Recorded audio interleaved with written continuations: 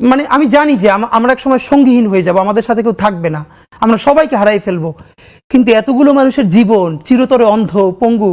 কিবরিয়া ভাই, এটা আমি অনেকবার বলছি, ঢাকা বিশ্ববিদ্যালয়ের মসজিদ থেকে নামাজ পড়ে বেরোচ্ছে, টিআরটি ওয়ার্ল্ড একটা ছেলেকে ইন্টারভিউ করবে জুলাইয়ের আহত, তা আমাকে দেখে ওরা কথা বলতেছে, তখন ছেলেটা শুনতেছে যে আমি এসছি, ও কোরআনের হাফেজ, মনে হয় 21 না 22 বছরের, 2 চোখ চিরতরে হারাই গেছে, আলো ফিরবে না। তা আমার কাঁধে হাত রেখে বললো কি যে হাদি ভাই, আমার সপ্তাহখানেকের জন্য আমার একটা চোখে একটু আলো ফিরিয়ে দেওয়া যায়? আমি বললাম ভাই 1 সপ্তাহের জন্য কেন? বললো ভাই অন্তত আমার মারে আমার খুব একবার দেখতে মন চাই, আমার মা আমার অনেক নিষেধ করছিল অন্তরণে যাইতে, আমি ফিরে আসার সময় মারে দেখি নাই, আমার একটাবার মন চায় আমার মারে দেখি। তো যারা হাজার হাজার কোটি টাকা পাচার করে বিদেশ চলে গেছে,